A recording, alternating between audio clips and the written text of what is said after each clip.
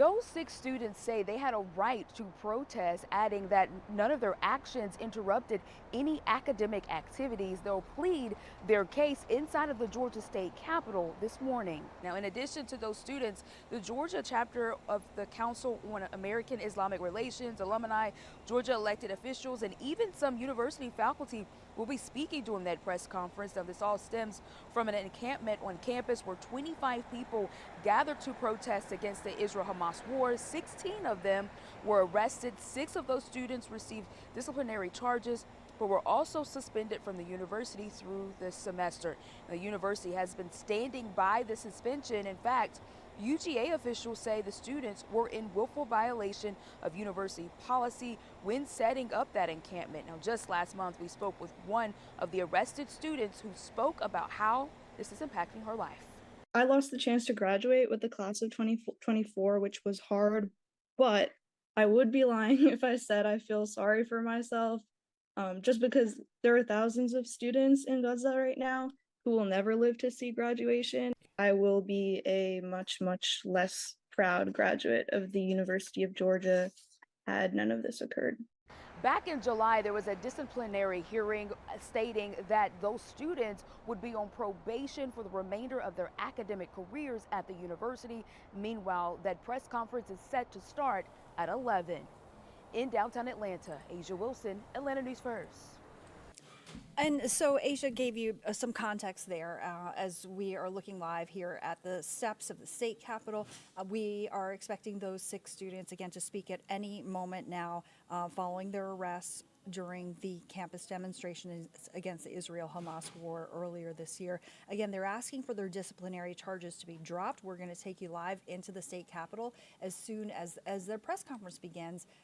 As you can see, our shot is there. It's waiting. And you're not going to miss a thing. Also, a very important day at Appalachian High School in Winder.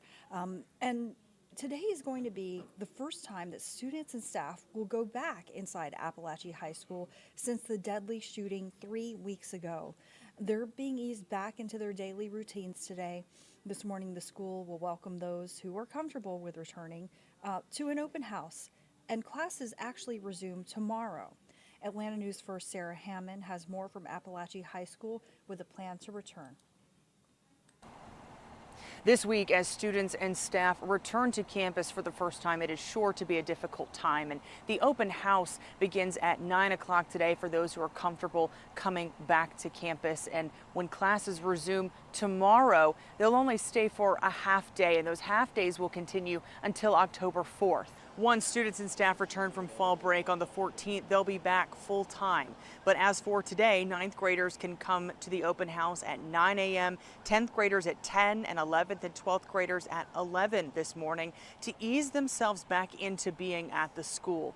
When students return, school officials say there will be an increased law enforcement presence, additional counselors, therapy dogs, and other resources. In the building's J Hall, the area where the shooting actually happened, that will be closed for the rest of the year, and social studies classes will be held in a nearby Barrow County Schools building. Buses will take students back and forth. And it's a day that for many, like student Armando Martinez, it will bring back painful memories of what happened here 3 weeks ago. It was hard even being there myself, given the fact that I was in that room where I was practicing, where I was in that room whenever it happened, and just to be in there in that moment, it was scary, but to know that we have a strong community. Barrow County Sheriff Judd Smith is expected to make a statement here as students and staff return to the campus. At Appalachian High School, Sarah Hammond for Atlanta News First.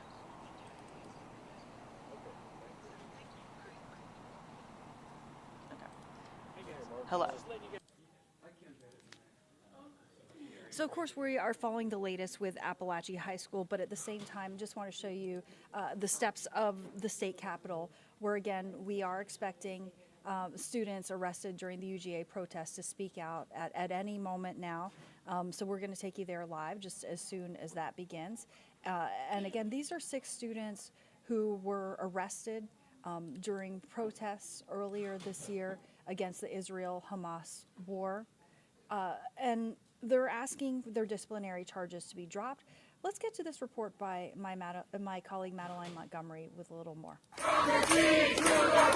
it was essential that this happened. The encampment at Columbia sparked a movement. A movement that was shut down by University of Georgia police in 90 minutes Monday morning.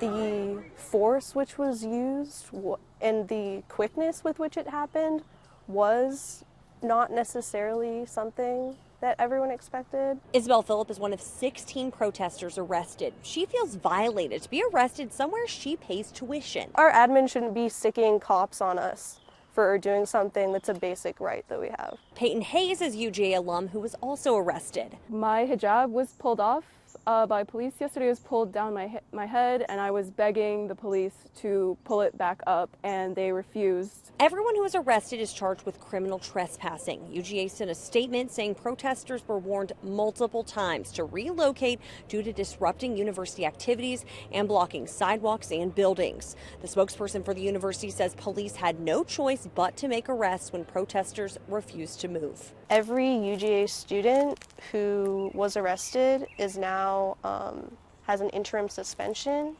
and we are banned from campus. 9 students were arrested and sent this letter regarding their interim suspension. This complicates finals week for some.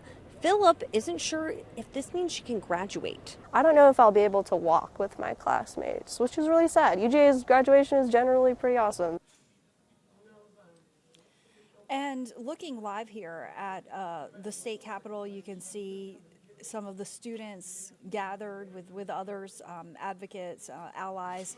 And again, this is 6 University of Georgia students speaking out after they were arrested earlier this year during campus demonstrations against the war, the Israel-Hamas war in Gaza. And they're just asking for their disciplinary charges to be dropped. You heard in that report by Madeline Montgomery some of the sentiments of the students. You know, they recounted their experiences and really resented that police were called to deal with them by their administration where they pay tuition.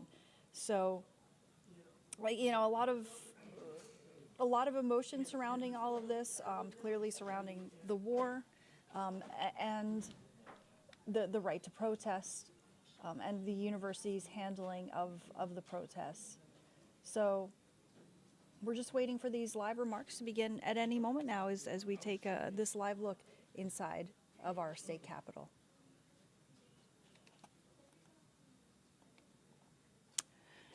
And I should say that the university has been standing by the suspensions as we continue to follow this story. So we'll see if there are any developments or changes there. I'm going to bring up the volume so we can listen.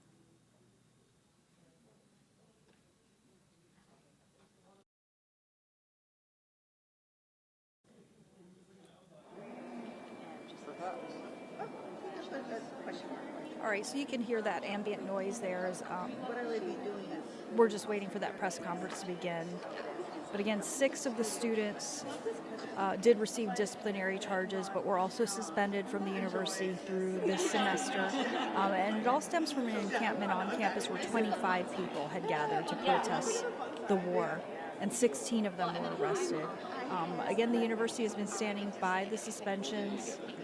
University representatives have even said that the students were in willful violation of university policy when setting up the encampment. They've said that the encampment put students and professors in danger, and that students were warned to disperse.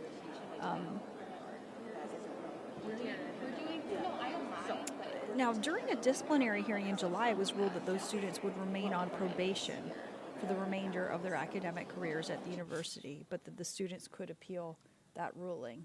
All right, apologize. Looks like we're getting a little bit of freezing on this live shot. We have lost the connection there. Apologize for that. So we're just working to reestablish that connection at the state capitol, where we are waiting for that press conference to begin with those 6 University of Georgia students who are fighting these disciplinary charges by the University of Georgia, and they want those charges to be dropped. But again, these students are on probation for the remainder of their careers. They were suspended, and the university has stood by its decisions. In the meantime, as we wait for that to begin, I just want to bring up some prior reporting by my colleague Bridget Spencer on the protests at Emory.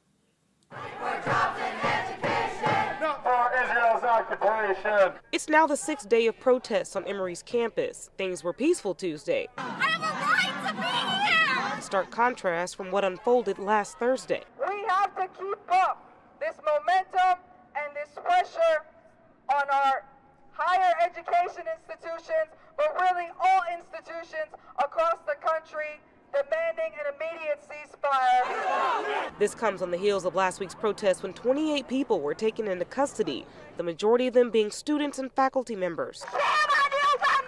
Now, faculty and students are calling for changes in leadership. Sean Mehu is with the College of Arts and Sciences. There's currently a motion of no confidence that's been open to vote by the entire college faculty body. I'm very confident it will pass. I've cast my vote for no confidence. The professor says he will support his students, whatever it takes. We're doing what we can to make sure that our students are protected as far as we're capable, that their right to free speech. Mehu says faculty at his college have until Friday to finish voting.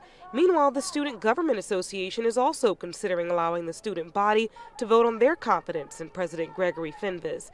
The group declined an interview with us Tuesday. President Fenves said in a statement, quote, "I take Thursday's events very seriously, and we're launching a thorough review of them so that we can develop recommendations to improve how we keep our community safe." Although Monday was the last day of classes, there was still plenty of action on campus Tuesday as the school year winds down. The fact that across the nation you have this violent police crackdown on peaceful student protesters, it's our responsibility as faculty members to step in and protect students when we can. We will not stop, we will not rest.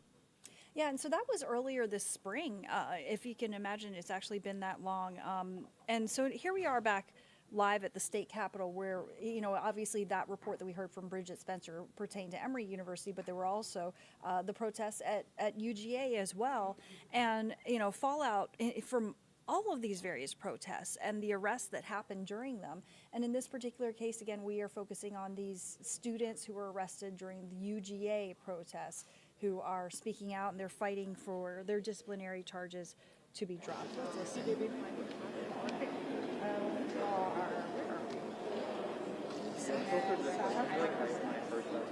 Inside. You're inside. So you're across the security desk. Second floor, and then look at the steps behind us. Okay, so second floor, and then come to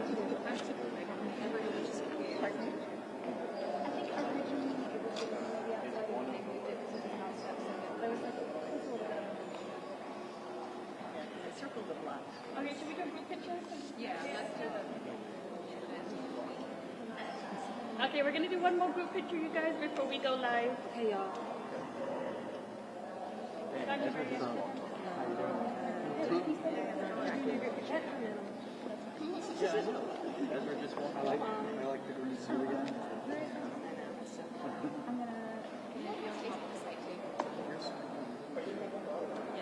You're not covering. Okay, all right. Yeah, you should. Yeah.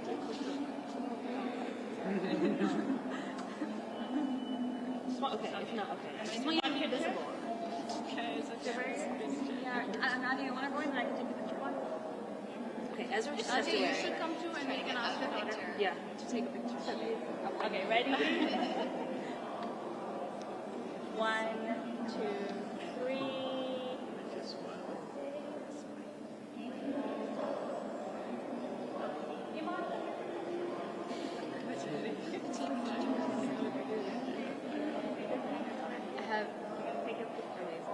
We know how this turns out.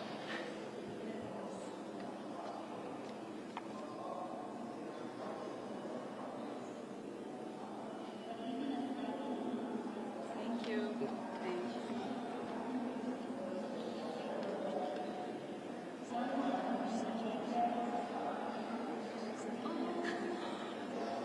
Without having a lot, by the way, I just wanted to do a quick photo of that. For everybody looking good. Every picture, I'm gonna take a few. 3, 2, 1. Okay, I'm gonna get 3, 2, 1.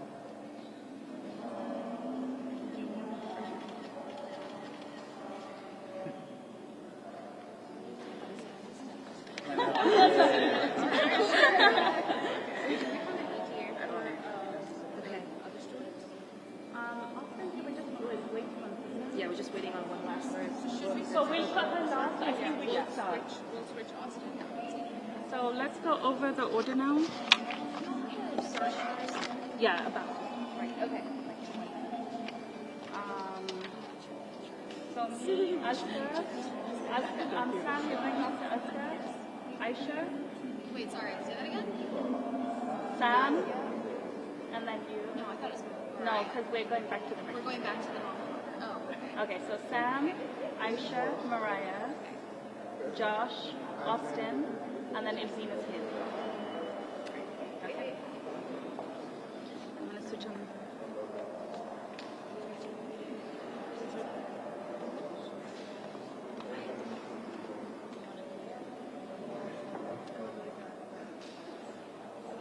Oh, does someone want to? Yeah, the sign. Okay, we're going to start. One of these?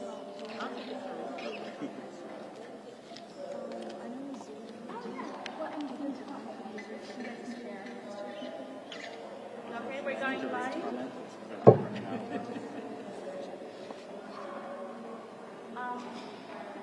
Swap and come in the middle of it because of the sign. You can't see the sign. Okay, perfect. Other side. Okay. Okay, 1, 2, 3.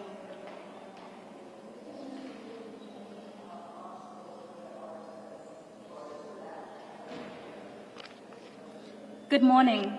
I'd like to thank everyone for joining us here today and to those who are watching online.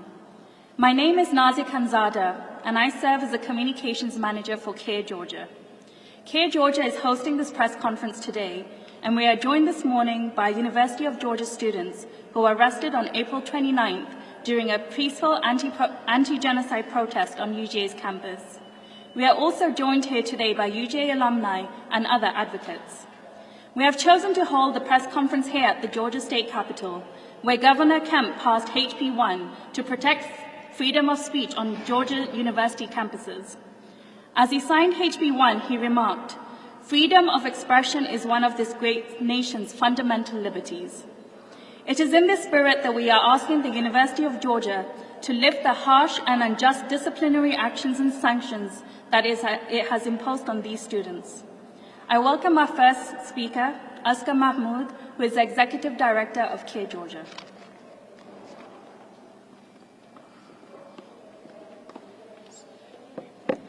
Assalamu alaikum and good morning, everyone. Thank you for joining us here today.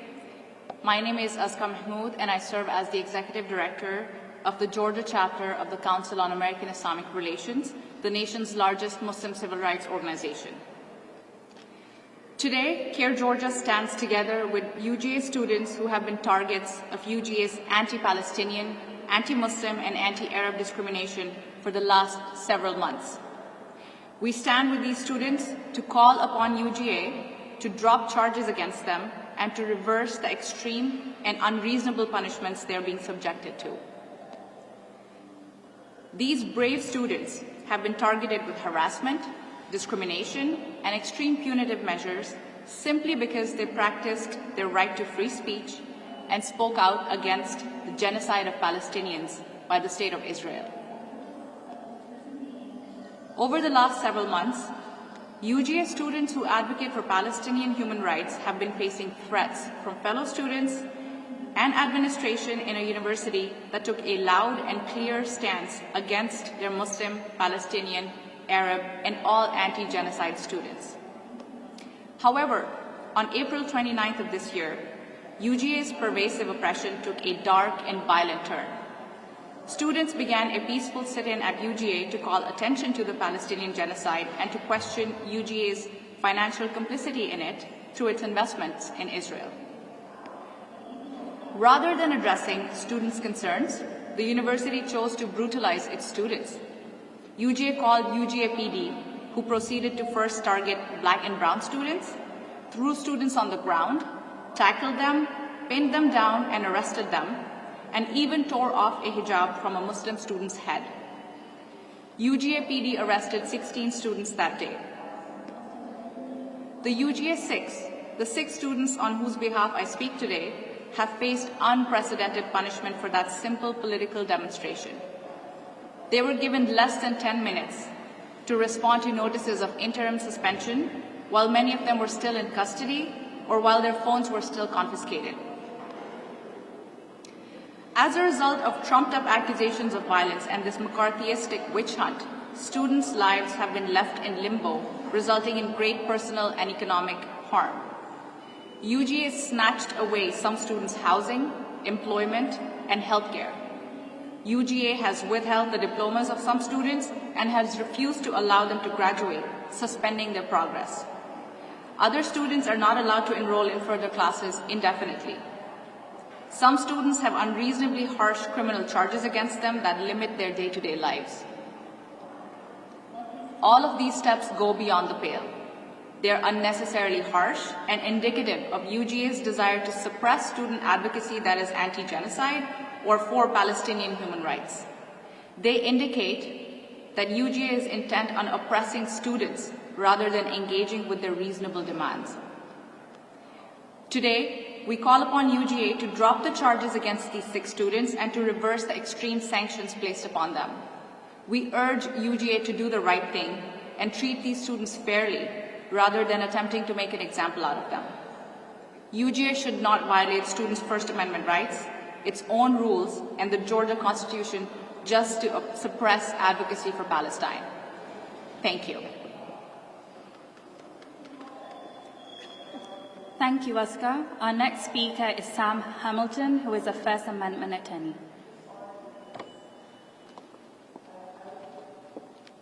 Good morning, everyone, and thank you for being here with us today. My name is Samantha Hamilton, and I am a First Amendment and civil rights attorney based here in Atlanta.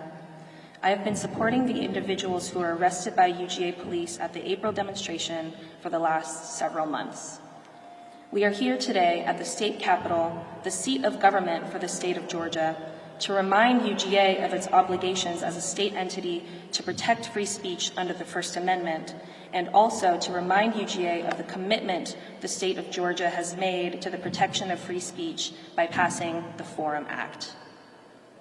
The First Amendment protects against government restrictions or punishments based on the content of speech. What this means is that government actors may not allow a group of speakers who support a piece of legislation, for example, to protest on a public sidewalk while prohibiting a group of speakers who oppose that same piece of legislation from protesting on a public sidewalk. The government also may not, consistent with the First Amendment, permit access to a public forum, such as a grassy lawn, when people aren't expressing any discernible message, but prohibit access when people are expressing a message. I'd now like to talk about the Forum Act. The Georgia General Assembly passed a law in 2022 that created an added layer of free speech protections on public university campuses in Georgia, because public universities already have to comply with the First Amendment. The Forum Act prohibits public universities from creating designated free speech zones, meaning that they may not restrict expressive activity to certain areas of campus. Instead, the Act specifically states, and I quote, "Unrestricted outdoor areas of campuses of public institutions of higher education in this state shall be deemed public forums for the campus community, and public institutions of higher education shall not create free speech zones or other designated areas of campus outside of which expressive activities are prohibited for the campus community," end quote. On April 29, UGA administrators told demonstrators that they needed to move their demonstration to another area of campus. When they didn't do that, they were violently arrested and spent hours in jail. UGA immediately suspended them without any opportunity to present arguments or evidence in their defense, while some of the students were still sitting in jail. As a result of their suspensions, they've been prevented from finishing classes, graduating, they've been evicted from university housing, they've lost their university jobs, they've lost leadership positions they've spent years earning, and their character has been smeared in news outlets across the country and around the world. Their lives have been forever changed as a result of UGA's actions. UGA violated the Georgia Forum Act the minute the administrators told protesters to move their demonstration, and UGA violated the First Amendment when it had the students arrested and suspended them. We call upon UGA to publicly apologize to the student protesters and to reinstate them with the university, to put them back in the positions they were in before, to make them whole. Thank you.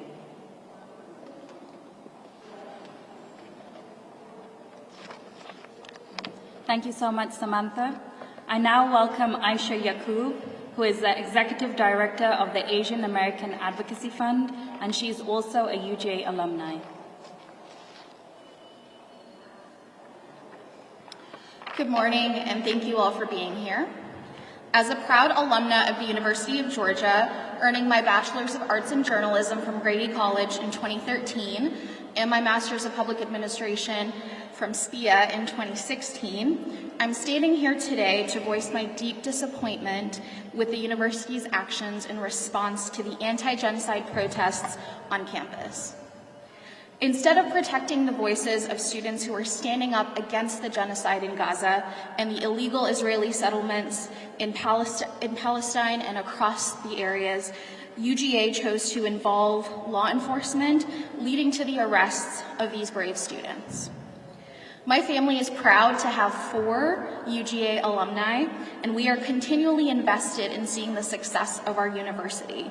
However, we will be withholding any further donations until UGA takes serious action to protect the rights of students that are willing to speak up for Palestine.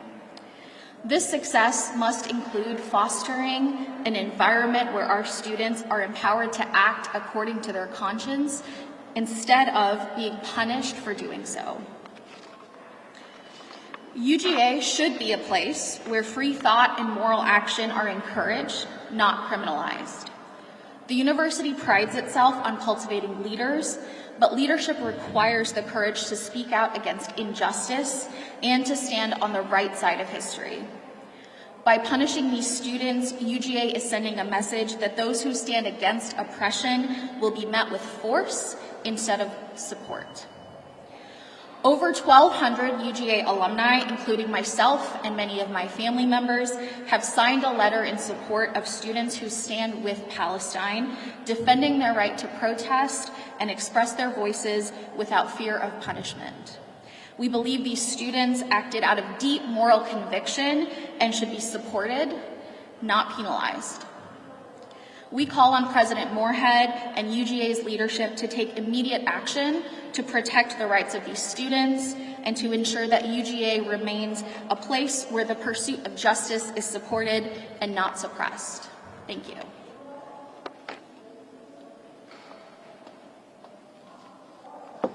Thank you, Aisha. Our next speaker is Mariah Parker. She is a UGA alumni, former Athens-Clarke County Commissioner, and an activist.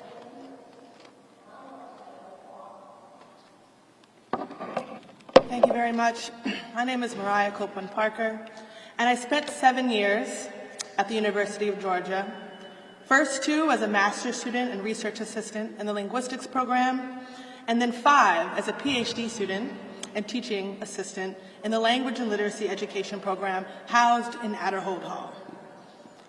I also spent 4.5 years as an Athens-Clarke County Commissioner, allying myself with Black Athenians and students alike who challenged the deeply entrenched white supremacy reflected in campus policies.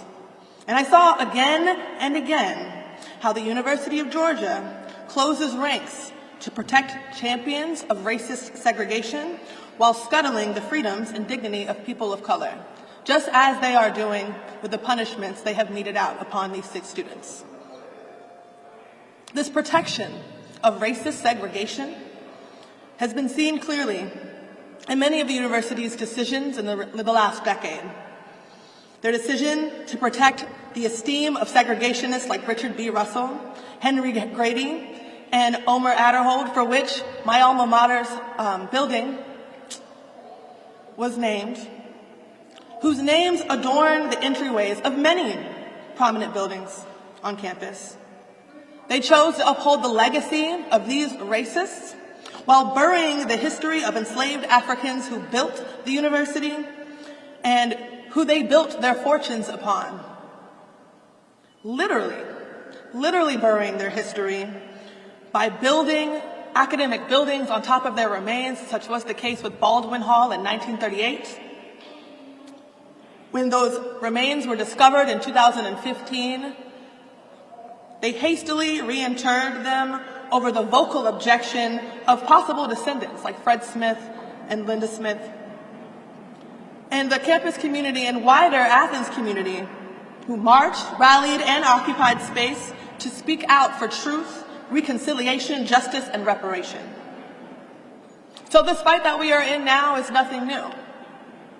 This was seen again clearly in 2022 when the university fought Black Athenians who organized for justice for Linentown, a Black and working class community raised to make way for luxury student high-rises in 1960. Adderhold and Russell, who led the terror campaign against these Black families to ensure that their houses were flattened and these families scattered, their names still adorn buildings throughout the campus, while the very name of Linentown, they have fought at every turn to ensure appears nowhere within their property lines. And so here we are again. The university has reaffirmed its favor for racist segregation in word and in deed by issuing statements about the ongoing genocide in Gaza that clearly favor colonial occupation, while making clear that Palestinian, Muslim, and Arab students just trying to study, work, live like normal college students should. People just trying to advocate for the sovereignty and dignity of their families and communities.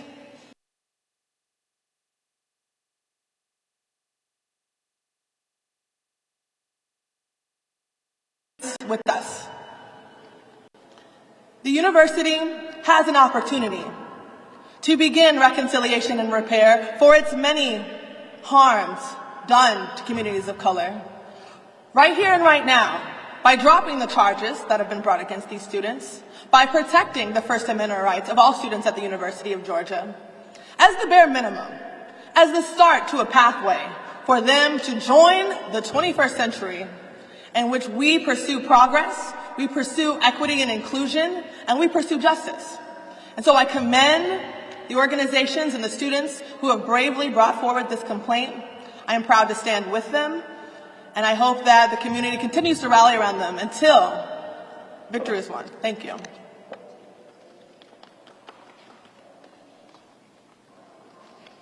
Thank you, Mariah. Our next speaker is Josh Lynch, who is an attorney, and he will introduce himself.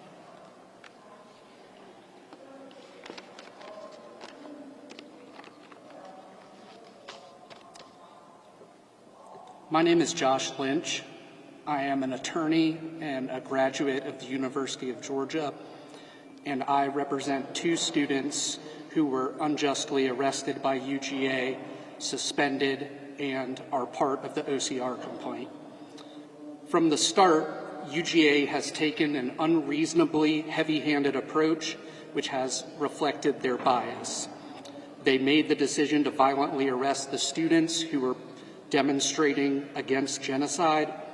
They gave students minutes to appeal their interim suspension while many were still in jail. Office of Student Conduct employees holding themselves out to be attorneys routinely emailed students directly who they knew were represented by counsel. And UGA additionally refused to reschedule a group hearing to accommodate one of the students who had a pre-scheduled medical procedure. And finally, after initially stating that they would investigate areas that we thought were relevant to the case, the Office of Student Conduct flatly refused to do so. The student conduct hearing is conducted by UGA students at the direction of the Office of Student Conduct. Students act as prosecutors who argue the case against the students in front of a panel. This panel is made up of mostly UGA students to decide their case and potential sanctions. In this hearing process, UGA students who are accused of conduct violations have to represent themselves. Attorneys are not allowed to speak at the hearing, and many students do not have attorneys at all. Forcing students to learn how to do the job of an attorney is an additional burden on top of their studies, on top of the anxiety of going through the student conduct process, and this does not afford students due process of law. In the disciplinary hearing for the 6 UGA students, the panel found them in violation of 5 out of 7 of the charges against them. Notably, they found that they had not violated Code 3.3, which accused them of threatening or endangering the health and safety of another person, including but not limited to physical violence, abuse, intimidation, and or coercion, or violation of a protective order. That was the most serious charge that they were facing. Despite this, they received a consequence that was harsher than they would have received had they admitted to violating all codes of conduct that they were accused of. This is called a trial tax. They were punished more severely for exercising their right to a hearing.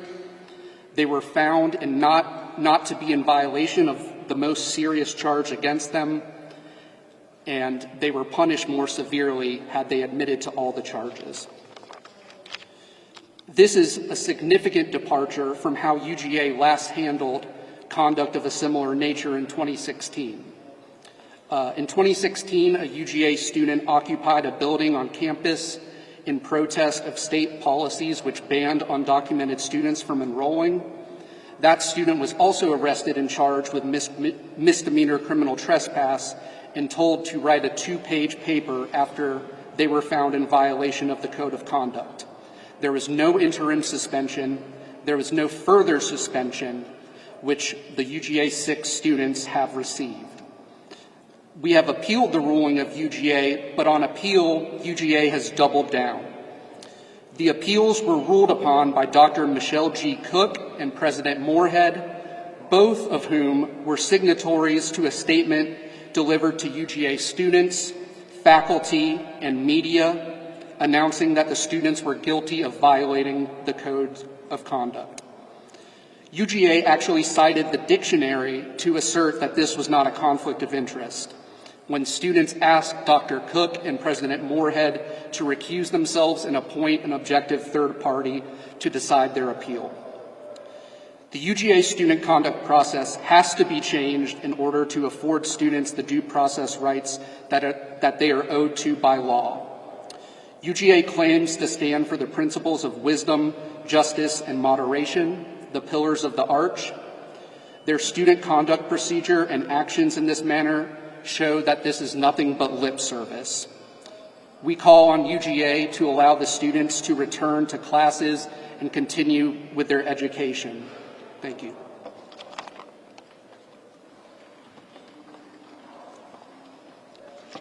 Thank you, Josh. Our next speaker is Austin Crowell. He is one of the 6 UGA students that were arrested that day.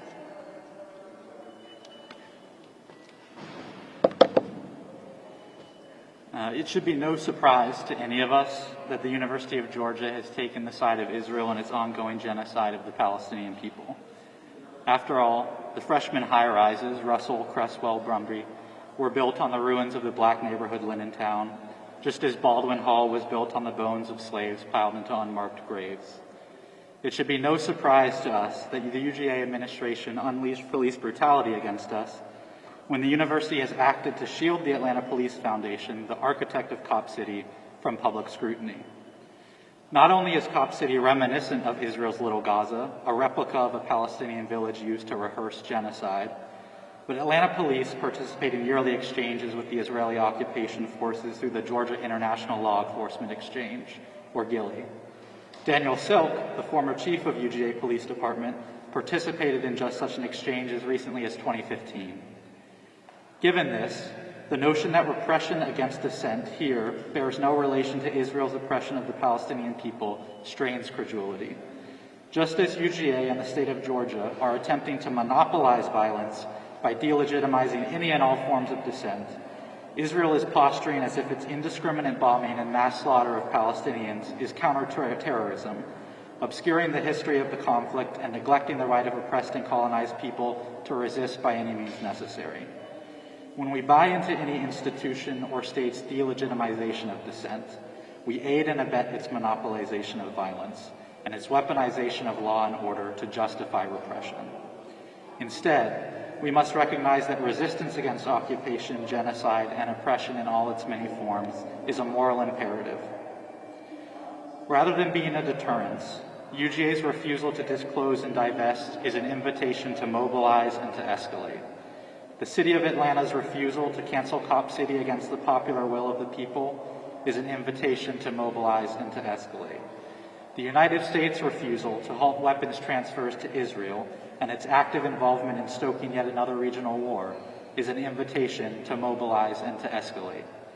Resigning ourselves to silence and inaction so we can sell ourselves out for credentialism and careerism does us no favors. It hollows us out and implicates us in the crimes of empire and capitalism. The fight for a better world beyond the confines of impoverished institutions like UGA has only just begun, and none of us has any right not to do our part in bringing that transformation to fruition. No one of us is free until Palestine is free, until oppressed and colonized people the world over are liberated. Thank you.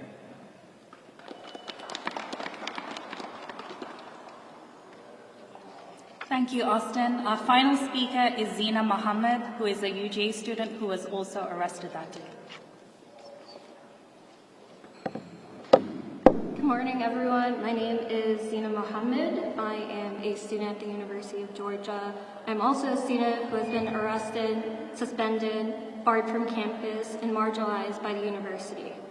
As an Arab and Muslim student at UGA, I have faced relentless doxing, threats, and harassment, both online and on campus. I've been subject to blatant racism, Islamophobia, and xenophobia, and every time I sought support from the university, UGA not only failed to respond, but actively used its institutional powers to target and profile myself and other Muslim, Arab, and Palestinian students. For the past 2 years, Israel Fest has been held on Eid, one of the holiest days for Muslims. Rather than spending that day with their families, when students protested the celebration of an occupation responsible for genocide on their campus, UGA punished them with conduct charges. When students in a sanctioned demonstration asked UGA to stand in solidarity with Muslim, Arab, and Palestinian students demanding disclosure and divestment from an occupation responsible for killing their friends and family members, they responded by arresting, suspending, and barring us from campus.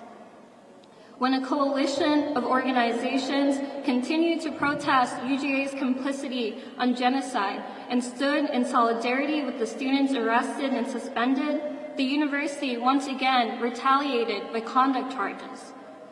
When students for nearly a year pleaded with President Jerry Moorhead to offer the same resources and support to Arab, Muslim, and Palestinian communities, we have heard complete silence on their part and the rest of the university's part. When the only direct contact we have ever received from Moorhead was his rejection of our suspension appeals, essentially telling us, sit down, be quiet, or face the wrath of $1 million institution, we know that there is more to this oppression. UGA's pattern of ignoring discrimination and retaliating against those who speak out is ingrained in its history. From the disregard of the remains of enslaved buried beneath Baldwin Hall, to suspending the first Black students before being ordered to reinstate them, to displacing Lindentown residents in the 1960s, the university has consistently disregarded the marginalized and oppressed. So this complaint is not just about us. It's about seeking justice and amplifying the voices of those who UGA has consistently dismissed, retaliated against, and ridiculed. We call on UGA to turn a corner, to stand on the side of justice for once, to condemn the ongoing genocide, and to stand by its students when we say, Free Palestine, Palestine, Hurriyah. Thank you.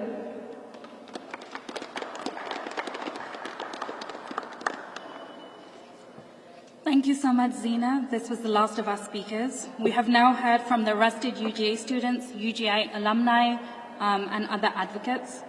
The repression of free speech on college campuses and the McCarthyistic-style witch hunts against anti-genocide students must stop. Universities across the nation must stop targeting Muslim, Arab, Palestinian, and anti-genocide students for peacefully protesting the genocide against Palestinians. For the longest time, the people of Georgia have worked hard to rectify the South's history riddled with racism and discrimination. We must not allow our universities to take us back to these dark ages. It will be a great symbol of shame for Georgia to continue being thought of as racist and discriminatory because of the actions of our educational institutions. Once again, we ask the University of Georgia to remove the sanctions it has placed against these University of Georgia students and to respect the American fundamental of freedom of expression and respect our Georgia Constitution and our American Constitution. We are now open to questions. Please keep them respectful, and the students will be happy to answer. Thank you.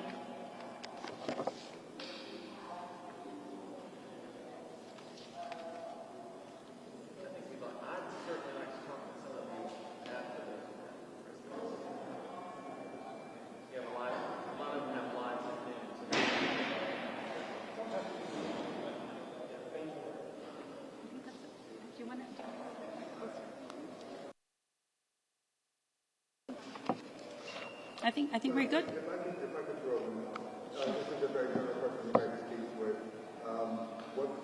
What level of awareness do you want to bring here at the Capitol?